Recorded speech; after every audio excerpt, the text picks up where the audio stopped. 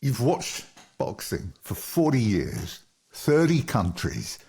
You've seen the greatest fighters of all of the generations, 5, 6 generations.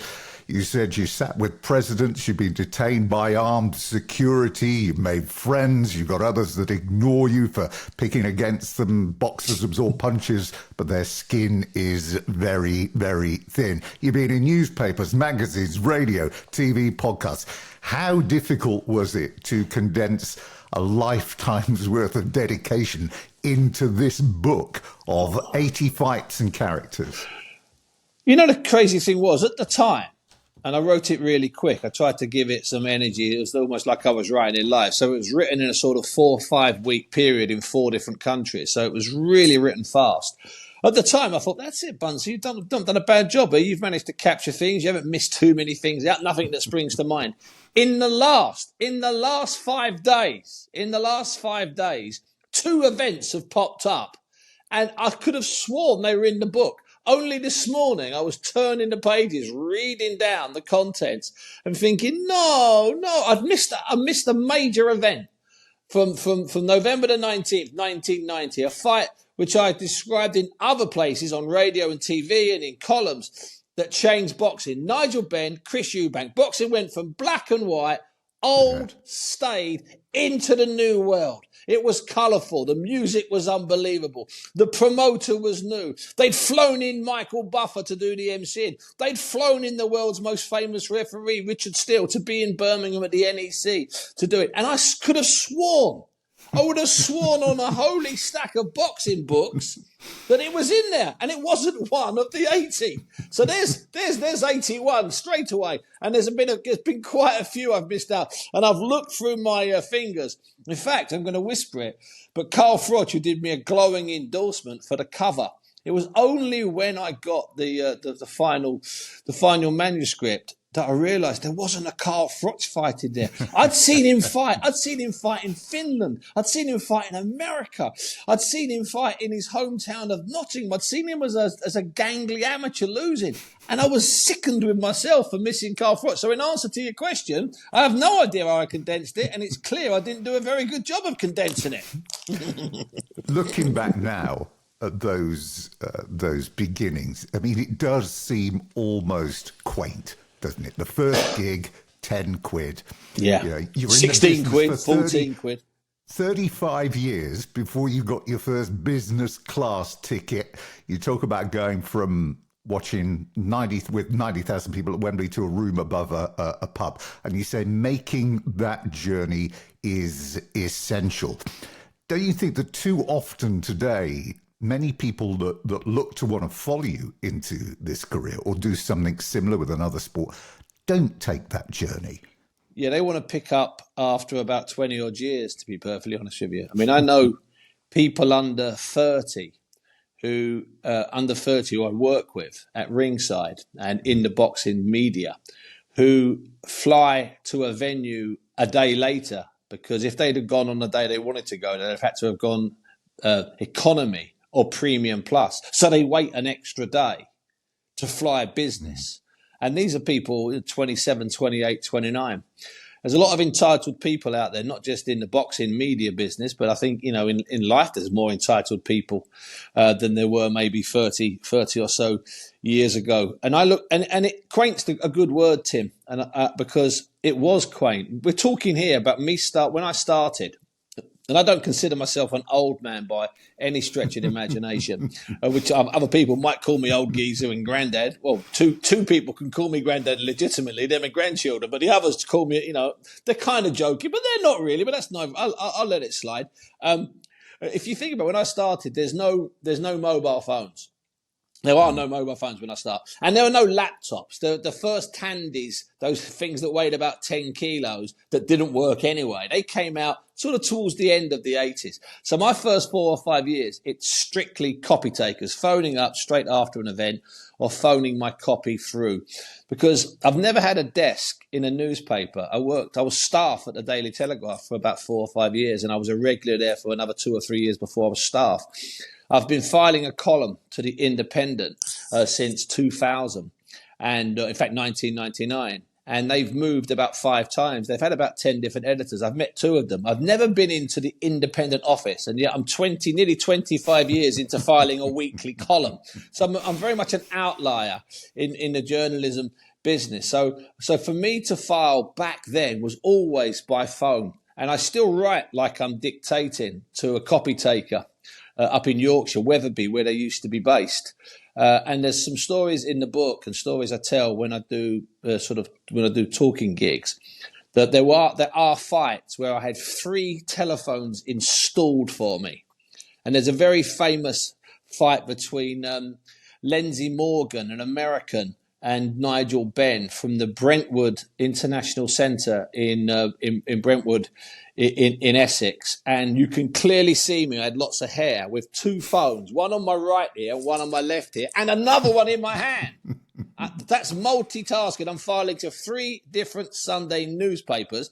And the irony is that one of the women I was talking to, she was taking both loads of copy. She was taking identical copies because all of the stuff was in Wetherby, the copy takers for all of the British newspapers. So I was filing to 2 women, and one woman was taking 2 loads of copy. So she'd say, "Okay, Steve, is this the Sunday Express or is this the Sport on Sunday?" It sounds more like the Sport on Sunday, Steve. I said, I'm a bit confused. Sling that paragraph over to the other paper and swing the other paragraph over. I mean, this is true. This happened, as I say, and I know I've already said it. I haven't forgotten I said it. I'm not that old, but that hadn't changed. That was how men like Wally Bartleman and men like Reg Guttridge and men like Harry Carpenter, when they were newspapermen, that's how they filed their copy in the 50s and the 60s and the 70s and the 80s. And that's when I come in. It had not changed. Let's get that straight. The great thing about this book is there is nothing obvious in here, but everything remains essential because you begin, people will look at it and think, "Oh, right, okay, well, we're going to be beginning with some big, huge fight, and it will be Nigel Benn, Johnny Greaves." It's Johnny Greaves, the king of the losers. Lost 96 of his 99. It was a Sunday afternoon at your call, and he's preparing by having a fag outside the back door. And it's just a great story, because this is the heart, isn't it, of boxing to a degree. This is where all this stuff goes on that people never see. There's nothing glossy or glitzy, but there's this guy that you describe who has literally spent a lifetime losing, and he's still there. Yeah, there was only people have asked me, Tim, how the book was framed and whether I worked on it, intentionally to make story number 70 and story number 24. No, there were only two things I wanted to do. And the first was I was desperate to have Johnny Greaves open the book, smoking a cigarette before his 100th and last fight. And I also wanted to end it in the New World. As I say, this was written during a sort of 4 or 5 week period. I also wanted to end it in the New World, which would be Riyadh, and in a 5-star hotel if possible. So I managed to end it in Riyadh with a great fight. And then I also, this ridiculous fight, then I had Alexander Usyk on the 115th floor in a suite. And then an hour later, I had Mike Tyson in his skimpy shorts showing me some punches. All of that happened in an 8-hour period. So I thought, if I start with Johnny Greaves in the doorway having a cigarette before his 100th fight, I'll then go to a place that's generating $500 million per show with the star Mike Tyson, one of the greatest fighters in history, and Alexander Usyk, this future great, who's still a great now, and obviously this national hero. I thought that would do nicely. Then all I had to do was cram the other 78 in and they come in no order. And people have doubted that. The absolute truth. If I was flying to quite a few fights around that time. I remember in Monaco, when I was out in Monaco, I was writing about a mad show involving some topless German women and a female pioneer called Sue Atkins. So I was actually on a balcony. I'd paid €50 extra for a balcony, looking out on the harbour at Monaco, typing about Sue Atkins fighting in a hotel in Watford. And when she got there, this woman who was a gardener and a genuine pioneer, when she got there, she realised it was being filmed by a soft porn company.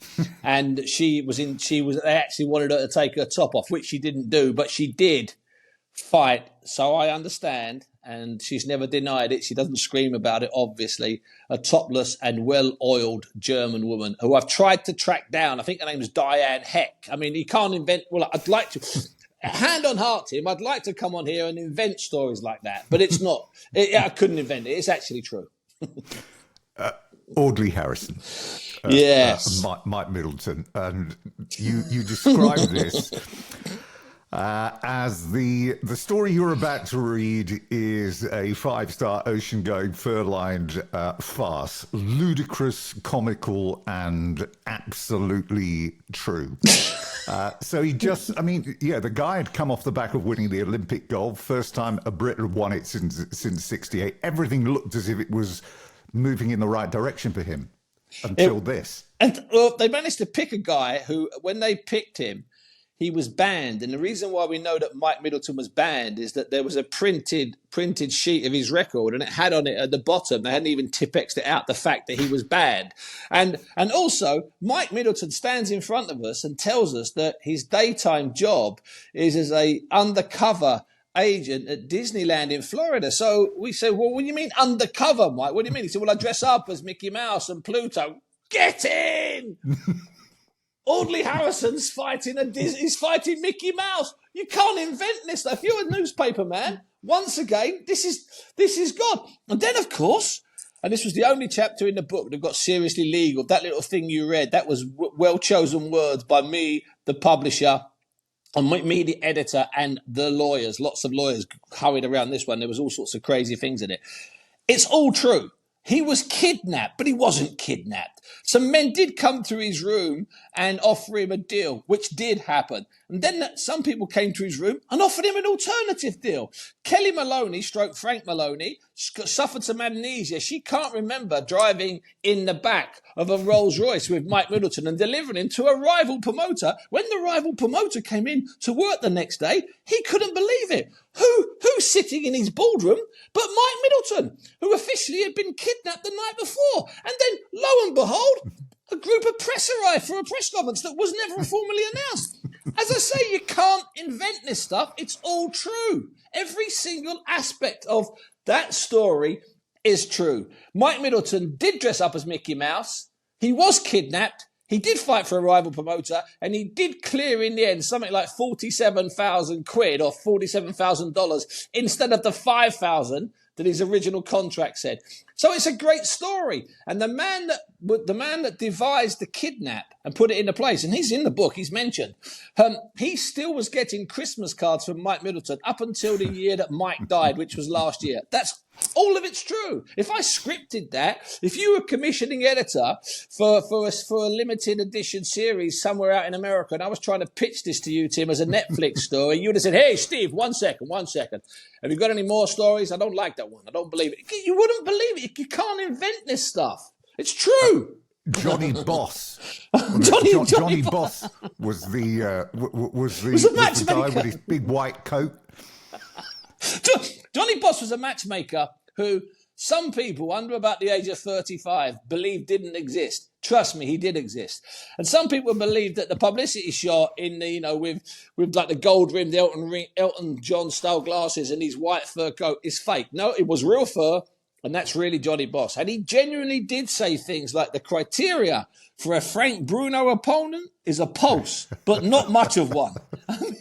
One of the opponents he supplied lost both his toupee and his teeth in the ring. Now, I wasn't at that fight, but I remember it. I remember watching it. Had I been at that fight, I would have written about it, because that's another thing about this book. The 80 stories of fights and interviews and funerals and prison visits. They're all things I attended and I wrote about. So there's a paper chain. So if you're thinking I've invented this story about Mike Middleton and Audley Harrison, you can follow the stuff that we wrote at the time, which was daily for about 5 days.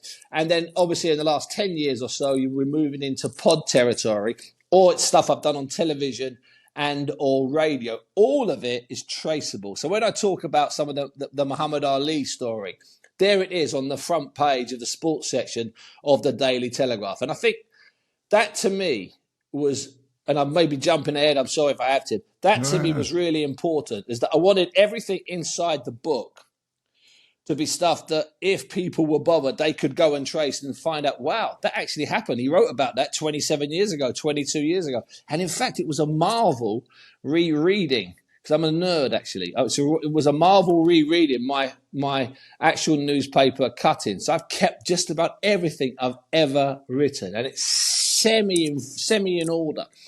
So actually pulling it out and reading it again, I'd forgotten so many details. I'd forgotten all sorts of incredibly tiny, small details, because when you were writing for the Telegraph in the late 80s and early 90s, and then the Independent from the late 90s through, you had to put the details in there. There was no other way to get them. So you put the weight, you put the short colour, you put anything that you saw and it happened in the build-up. There were far more details in boxing previews and boxing reports then. And it might be the same for all sports, because there's so much available now that you can check and watch, that perhaps people leave out details that previously were included. Well, I belong to the previously were included gang. So I still like to put in detail, because sometimes we don't put in that. I mean, I'm talking about basic details like their weight, when they weighed in. Just small things like that. Who was in the corner, maybe age. I mean, sometimes we don't include age and weight in fight reports now. I mean, this is bread and butter. This is straightforward old school journalism. And by the way, Tim, I don't live in the past. I'm from the past, but I don't live in the past. Some of the boxers we have right now could go back in time and clean up. Trust me. You know, not everything back then was glorious and golden, especially the way they were paid peanuts. Let's get that right. So I try not to live in the past, but, you know, if you're writing about people that are dead, unfortunately, you've got to visit the past. Sugar Ray Leonard. Yeah, what a bad night. And Terry Norris, the light middleweight title in the at the Garden, Madison Square Garden in New York, 1998. 7,495 people, that is all, turn up to see him making his debut in the Garden, and he was still only 34 years of age. I mean, you know, today it would be classified as a youngster, only 34. That was it was my Garden debut as well, but I'd grown up like Sugar Ray Leonard had, knowing about the Garden and watching fights from the Garden. I was amazed. I didn't know it was his debut until I got there. And when I was talking to him above a Burger King, I found out, not when I was talking to him, I found out just before I interviewed him. So I was stunned by that. And as you say, 34 years of age. But at that point, Tim, he'd lived a ridiculous life. He'd had a massive addiction to recreational drugs, and he'd got clean. He still had some great fights left, or one or two half decent, but he had great fights in the previous few years. And Terry Norris was at that point arguably one of the top 3 fighters in the world. Terry Norris now in a very bad way.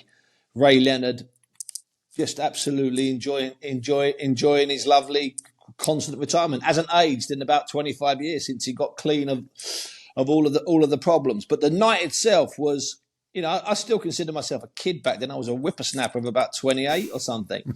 And I was in the Garden, and there was, you know, John Gotti at ringside with his white fur coat on, standing up and taking away. He's been introduced from the crowd, you know. The man had only killed 11 people at that point. You know, he wasn't couldn't send him to prison just yet. Had to reach the baker's dozen.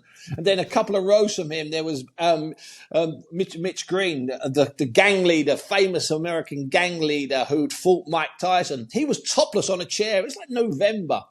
And then I remembered going to a ridiculous boxing pub, which I write about later on, in a genuine boxing pub. And it was dreamlike. I mean, it was like a dream. I'll get back to where I'm staying at about 3 o'clock in the morning or 2:30 in the morning, and there's Martin Scorsese's Mean Streets on, and I'm just thinking, okay, that's it. I'm going to die in the next 10 minutes because I've done it now. I've been at the Garden.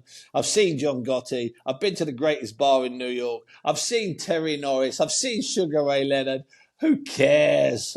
I'm watching Mean Streets. It's 2:30 in the morning. Bring it on. That's it. I'm finished. I'm happy with life. Who cares about being 30? He'd only lost one fight coming into that, Sugar Ray Leonard, against Roberto Duran. Yeah.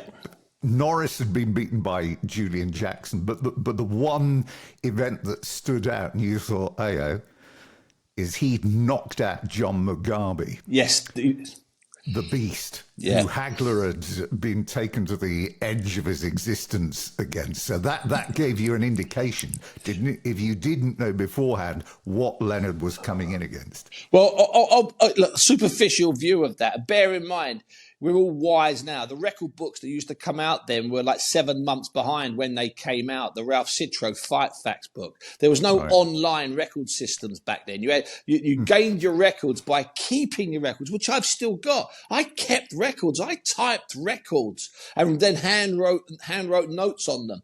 So I knew Terry Norris had a good history, and I knew he'd had a couple of good fights, and I knew that he'd beaten the beast Mugabe.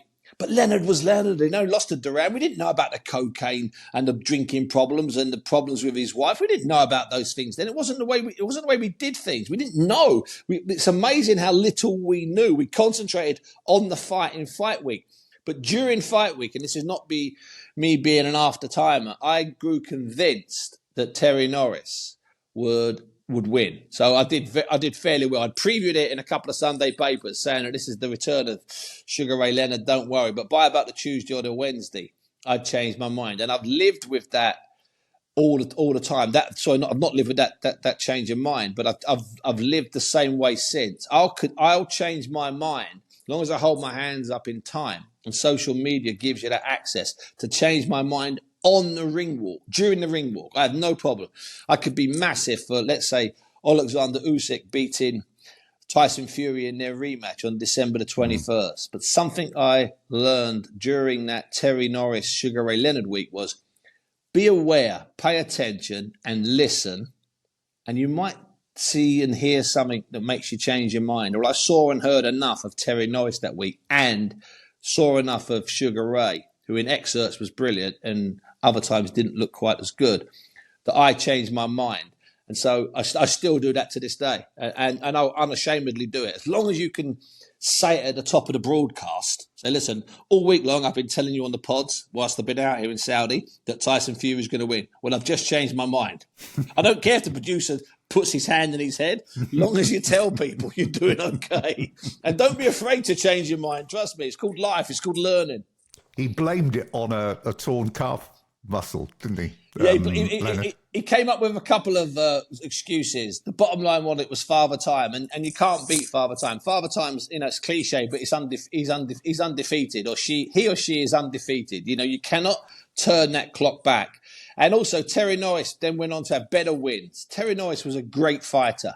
Yeah. I mean, an exceptional fighter, which we know more of now. Like, for instance, I'd never seen film of Terry Norris fighting. I'd only see, because where would you see him in 19, whatever it was, 90? No, so I'd never seen footage of him fighting. There was no phones to check, no smart tablets, no laptops, no computers as such floating around. So I'd never seen him. I knew I'd read reporters I trusted. I used to have a system then where a couple of people used to send me, fax me, photocopy of their stuff, of their columns from the New York Times or the LA Times or the Miami Herald. Can you believe that? Or the Philadelphia Inquirer. The journalists would go into work on the Monday or the Tuesday or the Wednesday, photocopy it and send it to me. I've still got them. I worked from them. That's how basic and ridiculous it was. Whereas now, there could be some fighter I've never heard of from Nicaragua doing 12 rounds for a world flyweight title on Saturday. I can watch him for 20 minutes online. I can watch 20 highlights from 20 of his fights. It's a cheat now. Back then, it was hard. I don't want to live in the past, but that was hard back then. What did you think when Leonard came back 6 years later against Camacho? Yeah, well, I wasn't happy with that, but at the same time, I've always been understanding of why fighters fight, and sometimes they like to say it's because they just want to get something out of their system. They want to give it one last go. I mean, I've spent the whole recent weekend writing and talking about this with reference to Mike Tyson at 58 losing to Jake Paul. So I never have a problem when they come back. There are people closer to them who love them more than I do, who should be protecting them. It's really that Yeah, simple. And I understand it. They have a desire for the bright lights. They have a desire to see if they've got one more fight in them. And then the other thing is they have a desire to make money. So even Mike Tyson, who's fabulously wealthy, spent most of his money from his career, but different things have flourished outside. He runs a massive legal cannabis empire, basically, in Nevada. So Mike Tyson's doing very well, but not well enough that he could refuse 22, 23, 24 million dollars. It's that simple. So that's why he came back. What would have been really bad about that fight, and possibly even really bad about the Sugar Ray Leonard Hector Camacho fight all those years after losing at the Garden, is if we found out Leonard was getting peanuts, and if we found out Tyson was coming back for $1.5 million, we'd wonder why. Because we know he can get 250,000 for doing 2 days' work with Showtime at a fight, for God's sake. So we know they're coming back for good money, and so I have no big problem with that. Which might sound like that's quite damaging to boxing. Well, boxing does a lot of damage to itself anyway. The fact that a very old man's getting in the ring with someone he shouldn't be getting in the ring with, just put that on the list of things that boxing gets wrong. And to me, and I argued with people on all sorts of radio over the weekend, to me personally, let's say the Tyson-Jake Paul fight, it wouldn't even make the top 50 things that are wrong with boxing right now. It really wouldn't. The only thing is, the other 49 things, they're not very, to use an old Fleet Street word, they're not very sexy. No one wants to hear about the fact that Bam Bam Rodriguez might be stripped of his IBF flyweight title, which is an absurdity, because I'd have to go into explaining how great he is and how stupid that is. Who cares? Mike Tyson's 58. Simple headline. It's not any boxers you're talking about in the book. Angelo Dundee, you met in Frank Warren's office back for the first in time, 92. For the first time, he was over with Derek Williams against Lennox Lewis for the British and Commonwealth title. In terms of legendary figures in the game who almost transcend the sport, he is one, isn't he? When you sit with some of these people, giants of the business, whether they're men like Dundee, and there aren't that many from outside the ropes who are very famous. There's half a dozen, promoters or trainers. Most of these people in the ring. When you sit with them, and of course they're not that old when you're sitting with them, because everyone's old when you're 32, 33, 34. I mean, Dundee might have only been something like 69 or something stupid like that. Who knows? Which is kids' age. So when you sit with men like Dundee, and then you start to get their trust, and then you spend time overseas, somewhere foreign, I've always found that really works. If if Dundee's from South London and Dundee and I'm from South London, and we're always meeting at the Elephant and Castle, it's not that special. But if Dundee's from Philadelphia, now lives in Miami, and I'm from London, and we meet in London the first time, the next time we meet, it's in Mexico. Then the next time we meet, it's in Los Angeles. Then the next time we meet, it's in New York. And then the next time we're together for 5 days in Tokyo, you forge a friendship. And you forge a different friendship. You're not just one of a line of people queuing up to get a Angelo Dundee story. You're the man he's had a club sandwich with in 4 different places, in 3 different countries. And that stuff sticks. That stuff lasts. And so that's how I forged what I would classify as a friendship with Angelo Dundee. And you've sort of hinted at it. You're talking about a man who's got his fingers and toes in so many different parts of boxing history. A man who was side by side with the greatest Ali, side by side with Leonard, but more than that, just involved in all sorts of things. Dundee pops up. He's a bit like Forrest Gump. He shows up in the back of this picture. He's in this film. He's in this press conference. He's in this famous round table or debate. Yeah, Angelo Dundee, that was an honour and a privilege. There was a great quote from Derek Williams over there. He was talking about Dundee and what he brought to to his training regime. Where he said to me one day, he said after we come off, he said, "I love the way that you hook off the jab," and it made me feel fantastic that this learned man had seen something great in me. And it wasn't until I got back to the hotel I realised, I hadn't thrown a single cough or jab, But the but the next day, next day I was throwing them all day. that was what Dundee called his trichology. So you've read this in his books and you've read this in magazines and you've maybe seen an interview. But when you're sitting with Dundee in the Hilton in Mexico City 2 days before the fight of the Azteca, and you've ordered your club sandwich, the third of the week, with him, and you're sitting there, and he suddenly starts to explain what trichology is. And what can you do? You're just listening to a genius and a giant give one of his famous, most legendary speeches.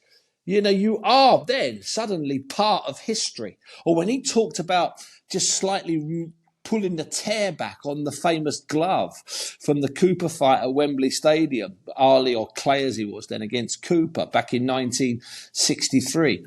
So when he's talking about that, which is unbelievably important in boxing, that glove might be the greatest artifact we have. You're there, you're part of it. You're not part of a group of 15, Tim, which isn't bad, don't get me wrong, mate. Or you're not part of a group of 60, which isn't bad, don't get me wrong. It's you and him. You're being steved off by Angelo Dundee as you have a club sandwich and you're discussing the merits of club sandwiches worldwide, and he's telling you about conning Ali, and Ali conned him in the Rumble in the Jungle. And something in your head's going, yes, yes, yes, yes, yes, do not stop talking, Angelo. Talk for 2 solid days. My dictaphone, I'll get a new one. Carry on. 16 world champions. I mean, that is What incredible. are you going to do? The other guy, Gil Clancy, you talked about him being basically this confident fight guru, the last of a dying breed, impeccably turned out, tremendously well organized. You met him when you were up at the Poconos, and this was the Foreman and Jerry Cooney fight. It was a chance encounter. I was in New York, and this trip was being organised. I've been writing for about 3 or 4 years, and I heard about this trip. And so he had to go to Madison Square Garden or whatever it was, 8 in the morning. It was quite early. And I got on the bus and I was sitting in the seat behind Gil, and he was talking. And I'd never seen him in the flesh, but I knew who he was. I was a big fan of Emil Griffiths, who was his most famous fighter. And I knew Gil Clancy because he was, if not on a par with Dundee, just next to Dundee. Dundee was slightly more of a publicist in the sense that he was involved in bigger fights, but Gil's track record was impeccable. And I knew he was a good storyteller. And so in all of this, again, a bit like not having seen the fighters fight, I hadn't seen Gil in the flesh, but I knew all about it. So I'm sitting behind him, just edging closer to the gap between the 2 seats, and he was just talking casually to various people and turning round and catching your eye, and then talking later on. Then him and Jerry were sitting around, and again, it's one of those occasions when you have to pinch yourself because you're in the middle of this ridiculous set of circumstances. You're sitting there with Gil Clancy preparing Jerry Cooney to fight George Foreman in the Poconos, a famous boxing venue, and you got on a bus that morning outside Madison Square Garden. I mean, that's kind of dream stuff for a boxing journalist or a boxing broadcaster or whatever it is I claim to be these days. And over the years, I got to know Jerry Cooney. So fast forward 30 odd years, I got to know Jerry Cooney very well. And I also got to see I think 3 of the last 4 George Foreman fights. And I dread to look in the book in case I managed to miss them all, because I seem to have been rubbish at recording real things. I just managed to put in there 80 ideas. No, I did, that's true. George is in the book. So that was... I mean, you talked about generational. You're dealing with a man who was involved in some incredible fights. Gil Clancy in the early 60s, and then George Foreman, who was involved in legendary fights in the middle of the 70s, and Jerry Cooney, who was involved in one of the greatest and most infamous fights in history when he fought Larry Holmes in Caesars in Las Vegas. And it's all there. It's all in one room. It's all in one little gym, and it's fairly intimate. There's maybe 10 or 15 of you. That's you can't. I don't know, maybe we have too much access now. I don't know, but I don't get that anymore. I don't get that kind of fit. I love everything I do. Don't get me wrong; it's a dream job. People would sell their grannies to be in my slipstream carrying my typewriter. But I don't get that sense and feeling anymore. It's really weird. Whereas maybe it's because I've got older. I don't know. but I'm trying to think the last time I got that sense. I mean, if I sit down with Chris Eubank or Nigel Benn or even Joe Calzaghe, or certainly Lennox Lewis, and I can transport myself back 25, 30 years, I can be reminded of that. But I don't get it as I walk into a room. If I walk It's into ironic, really, when you talked about Gil Clancy in the preparation ET. I watched that fight last night, actually, and the American commentators were saying, well, he's prepared him physically, but with Jerry, as we all know, it is all about the mental state. That's the truth, yeah. If you stand and trade with George Foreman, you're in trouble. He can knock a horse out if he hits him right, and that's exactly what he did to Jerry Cooney. And that's one of Gil Clancy's expressions. You can knock a horse out, and he talked the whole time about he wasn't unaware that Foreman could do what he did to Jerry Cooney, because Gil had worked with George when George decided to come back after his 10-year gap, and he'd been a consultant. He'd been in and around the George Foreman camp, and also we all knew what George Foreman could do, and so Jerry just got it wrong on the night, and he got it wrong in the ring, and standing with George and trying to trade with George was stupid, and I think Jerry obviously acknowledges that was not the thing to do. But like all fighters, it's really easy to have regrets and to start what ifing. And if it hadn't been for my calf, and if it hadn't been for that cut I got, and they'd always say, it's not an excuse, but I couldn't train because I had this cut, and I couldn't train because my calf was bad. I couldn't train because this bone here was broken. Every fighter, certainly the higher you climb up the ranks and the quality, fights injured in some way, shape or form. Less injured than the previous fight, and maybe less injured than they'll be in their next fight, but injured. I've got, over the years, surprisingly not that many really close friends in boxing, but the ones I've got were good fighters.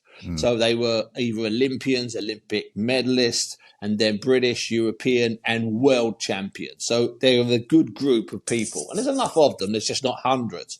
I'd get enough people to carry a coffin, don't get me wrong, but maybe not to put out a first division football team. So when you're with these guys, and they'll list, and it kind of comes up on a regular basis, there'll always be a conversation about injuries, because some fighters claiming an injury, and then Carl Frampton will get up and show you his deformed hands, both of his hands, and say, that when I fought Kiko second time, I'd only broken that 3 weeks earlier, and then he'll say, look at that. So that was 18 stitches. That was still fresh when I fought Scott Quigg. And Richie Woodall will go pull up his ankle and say, see that? And his ankle goes off at an angle. Couldn't run for 3 of my world title fights. And my knee went. And then Carl Frampton, it'd be like that scene in Jaws, when on the boat and they're comparing injuries. Then Carl Frampton will pull out his elbow, which is completely deformed. It puts you off your meal. He said, I did that in the first whatever fight. I mean, it's endless. It just goes on and on. So all fighters fight with injuries. Okay, the one thing that they can't explain away is if they get it wrong up here, and that's down to them. If they've got a bad knee, bad calf, bad ankle, broken toe, like David Haye in that famous fight with Vladimir Klitschko, that's all stuff that's just there. That they can't do anything about it. They can get their head right, and it's the ones that get their heads right that have the most success, even with bad elbows, arms, broken this, broken that, and shattered eyebrows. They're the ones that are clearer and stronger in the head. Invariably, in a two-horse so-called even race, will always pull ahead. Last quick point on Gil Clancy. Yes. He was very outspoken in the months and the years after Leonard and Hagler fight, and he described the Petronelli's performance. He said it was the worst corner job in the history of boxing, watching what they sent him out to do. In other words, they sent him out to fight orthodox in the first 3 rounds when he should have sent him out and fought as a southpaw, because it gave Leonard that grounding in those first 2 rounds and allowed him to build the confidence to go on and do what he did. Yeah, and build an early lead. Yeah, I don't know the source of the Gil Clancy Petronelli feud, because it definitely would have been. That wouldn't have been a rant. They wouldn't have been like friends drinking the night before and then suddenly on the commentary, and Gil was a great pundit, expert, whatever he was called. I'm not sure what the TV companies called him.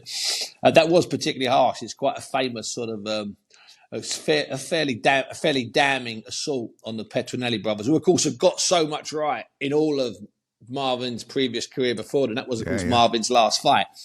And did they get it wrong on the night? Yeah, coaches get things wrong on the night. It's as simple as that. But then Marvin also admits he got things wrong on the night, and he had such faith in the Petrolists. I toured with Marvin a little bit towards the end of his career, and he admitted he got it wrong in that particular fight. Marvin Hagler's, in fact, should have been in this book. I mean, I've got at least 20 simples to start the next one with, so I'm only 60 short of Around the World in 80 Days Part 2. So Marvin admitted he got it wrong, but there was something about Sugar that night, and I think that with Sugar Ray Leonard, I know he had the couple of defeats, and I know he had nights when it was really hard. But I think Sugar Ray Leonard, when we actually do the sieving and see what falls through that giant mythical sieve, he falls through and lands with and on top of the very best ever. It's as simple as that. I'm not saying, he's top 20. No, he's better than that. He's right there in that mix. And I have a feeling on that particular night, it might have just been Sugar Ray's night, irrespective of the Petronellis perhaps not giving Marvin the greatest advice they could have. Just a couple more. Firstly, one of the saddest tales, I think, in the book, surrounding one of the most talented or gifted, I think was the word that you used, fighters that the country ever produced, hailed from Jamaica, and I'm talking about Kirkland Lang. Yeah. Who had that career from 75 to 94 when he went out on that defeat to Glenn Catley. And the fight against Roberto Duran. Quite incredible, from arguably you'd say from nowhere to taking on one of the legends of the ring, even at that time. And it should have been the platform for him, surely, to go on to huge global success, a lot of money, and a great life. But it never happened. No, we think that he fought when he beats Duran, and most people you speak to in boxing say, "Oh yeah, but that was a past Duran." Well, hey, was it peak Duran? I don't know, but he had some unbelievable fights and wins and made fortunes after that. That wasn't a faded shot to bits Duran. And it also wasn't a Duran who was in bad shape and had taken a fight at 2 weeks' notice. We know, and we knew at the time, and you can read the contemporary reports from the newspapers, the American newspapers, and I've compiled those over the years because I particularly like this fight. You can read the contemporary reports, and Duran was, he was aiming to get in the mix with Leonard again, and with what's his face, Hearns, and Hagler was on his horizon, all stuff that did come to fruition, and Kirkland Lang fights an unbelievable fight. That's a great fight. It's not a guy running. It's just an incredible fight. It's one of the greatest wins ever by a British boxer overseas. Certainly the greatest win by a British boxer overseas in a non-world title fight. And Kirk then vanishes. Well, he doesn't really vanish. He just goes to Hackney, hangs out in his flats and smokes as much dope as possible. And he watches all these things fall apart. But there's another reason. There's another instance, a guy who should be fighting for a world title gets incarcerated. I write about him in the book. And then Kirkland Lang, who's still getting stoned, has to watch as Roberto Duran steps in and wins the world title. Against Davey Moore, a guy called Davey Moore at Madison Square Garden, and makes a couple of million, and then 18 months later, or whatever it is, gets 10 million for fighting Marvin Hagler, and Kirk eases his way back, goes back to America and gets brutally stopped. He ends up being hospitalized for $2,000 or $3,000, and by the time Kirk's cleared his head, Duran's back in the mix, having made $25 million since they last met, and Kirk's, basically penniless. That was a mad meeting that I write about in that book. It was a 10-minute film I made for the BBC. And it got me in all sorts of troubles. I write about it in the book because Kirk's family, basically after I interviewed, I tracked Kirk down. It took me 2 days to track him down. It's an amazing story, all true story. I've got my BBC regulation stab vest on, and I'm out on the streets of Hackney at midnight. Eventually track him down, pay him a few quid, buy him some beers. We get drunk on a bench. Lovely story, wrote about it in the paper. Massive, beautiful 10-minute film. Should have won an award, wasn't even entered. I mean, if you watch that now, It's the most beautiful piece of film. I love it. It's the only thing. It's the greatest thing. It's the most proud of anything I've done in my work life. Is it on YouTube? You can track it down. Yeah, you can track it down. Yeah, I've got hundreds of copies on CD, but there's no volume on them. I've literally got 50 copies with no volume. So if you want to play some music and watch it when you're drunk, beautiful. I can send you a copy. But it's no good if you want to listen to my words. Anyway, that's neither here nor there. So Kirk and I make this film.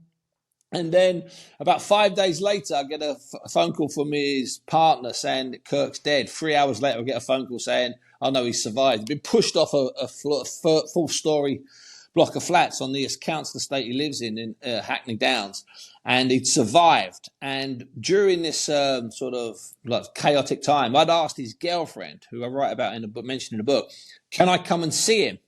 And she said, Steve, you'd best not, because his brother is very angry with you. So I said, why is his brother angry with me? So, well, he's saying that you made, and I think the figure was something like 250,000 quid for making this 10-minute film. And I think, and I write about it in the book, I think I was on £200 a day or £225 per day. And I got 2 days for it. And I never got paid for the day I went into the edit and did the voiceover. And there was a squabble over that fee. And eventually they settled the BBC and paid me half a fee. So I got 2 days at £225 and a half day at £112.50 for making a film that took 2 solid days. We filmed at 6 a.m. till gone midnight. Back at 7 a.m. till about 10 at night, then a whole day in the edit doing the voiceover, and I walked away with about 600 quid, and his brother thought I'd made 250 grand. So I wisely and sensibly, because emotions run high in intensive care rooms, did not go and see Kirk when he was in danger. But I still get a sense from some people I know in Nottingham that some of his family believe I made hundreds of thousands from that film. Incredible. And whenever I'm at a fight in Nottingham, believe me, I'm wary. I'm quite wary. I'd be a bit careful here. So, because the last thing I want is to have someone jump on my back, believing I stole 250 grand from their brother. He got 500 quid, Kirk, and he got 500 quid, 8 cans of special brew, and 20 fags. There were 2 more that I wanted to mention. First was the most heartwarming story, I think, in the book, and it surrounds Gary Mason, who's sadly no longer with us, whose career began, 40 years ago this year, wasn't it? Probably about that, yeah. 1984. And used to suffer a bit, didn't he? Because he was in the shadows a lot with Bruno and Lennox Lewis. Absolutely. But he knocked out everything on the way to taking that British title off of Hugh Roy Curry, and then beat Tyrell Biggs. He beat Everett Martin, and that's the day when he had that first detached retina, and then we go on to Lennox Lewis. It's a sad tale of one of the most humble guys you'd ever wish to meet. Yes. Yeah, Gary Mason. He was a much better fighter, Gary, than people maybe remember or give him credit for, and in a different time. Even if he was in the same, quote, stable, we still use the word stable, which is shocking, really. Even if he was in the same stable as a fighter, like Frank Bruno, he wouldn't have been used, the correct word used, as much as he was to help Bruno prepare for things. He might have even left the stable. And Gary Mason now, Gary Mason would have had a very different trajectory. But then most fighters from the late 80s and most of the 90s, the good ones, they'd all have a different life now. And again, this is not me living in the past, it's just a fact. All the world champions from the 70s, men like John H. Stracey, who have to go to work still after dinner speaking.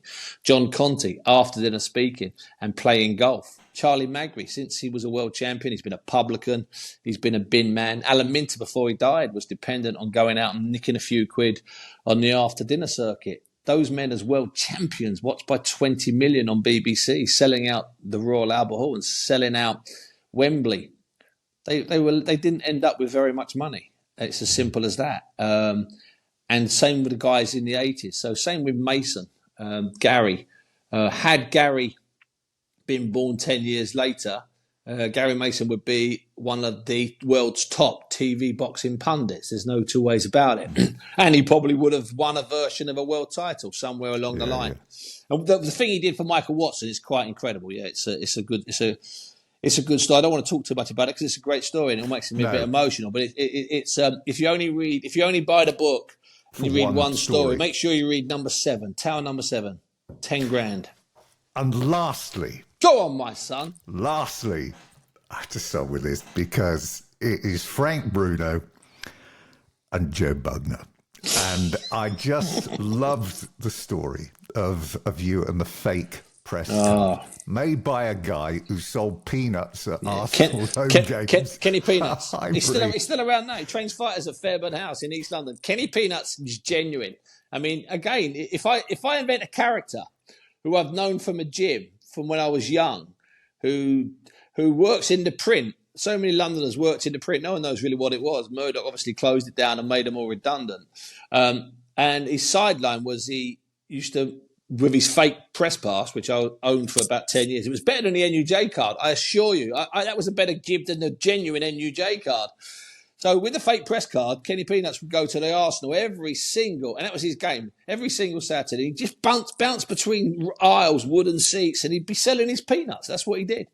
But how did you not have the ability to get in? You're covering it for the Telegraph, the Express, the locals. I wasn't covering it. I was working at that time for the Telegraph. I was filing copy for the Telegraph. I was working at that time for the Sunday Express and the Sunday Mirror, filing copy for them.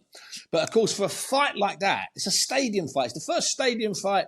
I think it might have been the first stadium fight since, if I'm not mistaken, since the 1966 fight with Muhammad Ali and Henry Cooper at Highbury. So it might have gone from 66 to 87 and just moved up the road from Arsenal to Spurs. I think that's the case. I mean, run off the top of my head now, maybe someone could correct me, but I think that's the case. So it's the first stadium fight in 21 years. It's Joe Bugner.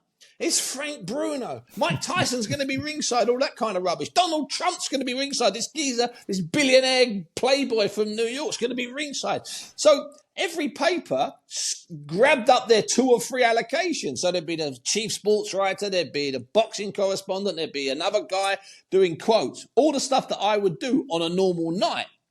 So suddenly I found myself falling through a hole at the Sunday Express. I even reached out to the Sunday Times. I knew Nick Pitt, who was, I think, the sports editor at the time. I reached out to 2 or 3 papers I worked for and a couple others, and I couldn't get anywhere.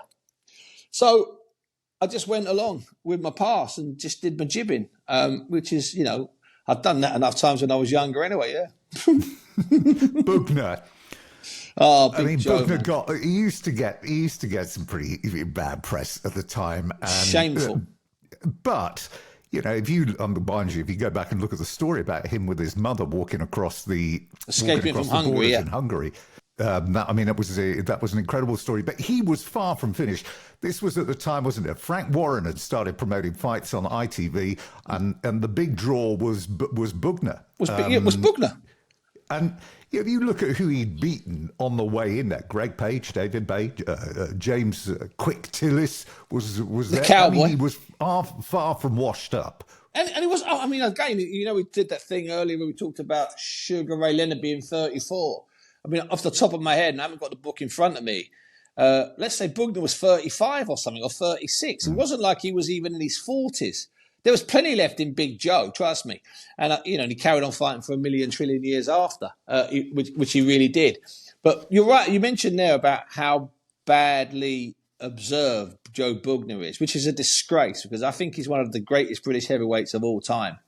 And one of the big defenders of Joe Bugner, and it's the stuff that you don't ever see in the clips, is when Parkinson had his show and Ali appeared on it.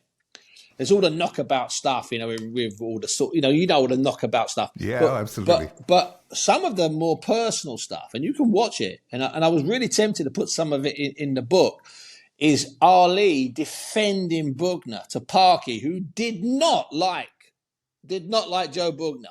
Some of the big writers at the time, Hugh McIlvenney, they did not like Joe Bugner. They considered Joe Bugner a bit brash, and a bit arrogant. He was a kind of trash talker, Joe Bugner, before trash talking was allowed.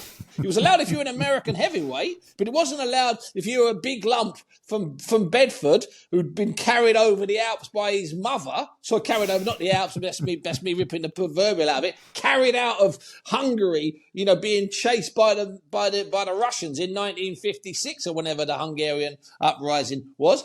He wasn't meant to be mouthy. He wasn't meant to be confident. He wasn't meant to talk about how he beat Muhammad Ali. He played the game, Joe, but he upset a lot of the British press, and they created this whole thing. If you actually look at Joe Bugner's entire record, I don't mean it's staggering. I mean, I make really bold claims for Joe Bugner. I'm not having him at the end of my top 10. I'm having him really high in my top 5, mate. I'm telling you.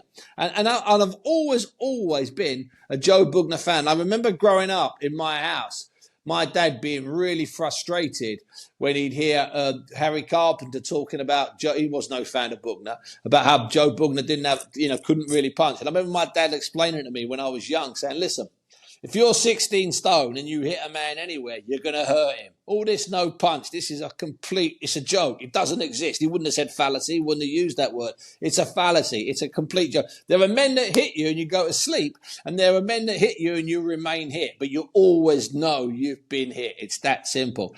And Joe Bugner, well, I tell you, Joe Bugner with that ridiculous blonde hair, friends with Tom Jones, the body he's got now, boy, oh boy, we think Jake Paul earns a few quid. Joe Bugner be out earning all of them. Yeah, you obviously know this, but I only uncovered these stories about Bugner while I was looking up details of this book. About how he was on the Hollywood A-list for parties. He fell out with Elvis Presley. Oh, he swore at Elvis, told Elvis to stuff it. Yeah. In no uncertain terms. And he pointed at and Joe told me this story. Joe told me this story one day in a fancy hotel in Mayfair. Sorry for interrupting, Tim. When he had the run-in with Elvis, and Elvis says to me, does all the Elvis talk.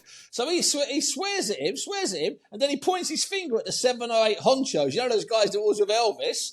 And he basically tells them in no uncertain terms, any of you want it, I'll knock you fucking mob out as well. And he wasn't joking. So he left the suite. He embarrassed Ali, but Ali, we're friends. It was a bit tricky. Big Joe left the suite. What did he care? He was Joe Bugner. He'd been carried out of Hungary on his mother's back. How's he going to be scared of 5 cowboys and a multi-millionaire singer? I'm not being funny. Joe Bugner didn't scare easily, my son, I can assure you. And it ended, sadly, in the, he suffered from dementia. Yeah, he's in a home now, so we're led to believe. Yeah, in Brisbane. So that's it. You've got everything together in this book, the whole 80, around the world in 80 fights and characters. What was your favourite out of all of them? If you could pick one out of the 80, if that is possible. Yeah, is it possible? Yeah, it's kind of up and down. I like the Mason story because that was very close to that. That was very personal. That's a great story. At number 14, a man called Akai Isola. That's a good story. And I call at the end for Idris Elba. Where's Idris Elba when you need him? The great actor and filmmaker. I like the Mike Tyson, Danny Williams story because it was so unbelievable. I quite like Termite Watkins, the rat catcher of Iraq, because that doesn't sound like a true story. Obviously, I've got a soft spot for number 46, Chris Eubank, Michael Watson 2, Taylor Serrano 1, number 72. Now, I can't pick one particular one. I can't. There's about all 80 are in there because there's a reason why they're there, and there's one or two odd ones when people say, "Well, that was a weird one, Steve. Why have you put Martin Bowers in there?" And I say, "Well, there's a reason, there's a method to my madness, and Martin Bowers is in there, and there's no Carl Froch fight. There is a reason for that." So no, unfortunately, Tim, I've got to let you down because I can't pick one particular one. And if you ended on a quote, this is your quote, there's one thing that growing old in this business has taught me, and that is never believe the fighters of your youth were better, because living in the past is a boxing sin. Yeah, I like that quote. I might use that. Was that mine? Get in! I'll have that, son. Every day of the week. Well, it wasn't mine. Well, I'll take that and I'll stick it on a T-shirt. Listen, we got people in the game who are 35 years old. who insist that the boxers 10 years ago were all better. There are men, it's like it's like some sort of early form of Alzheimer's the boxing media get. You've got all these 37-year-olds discussing the good old days, and I'm keeping my head down now. Okay, boys, yeah.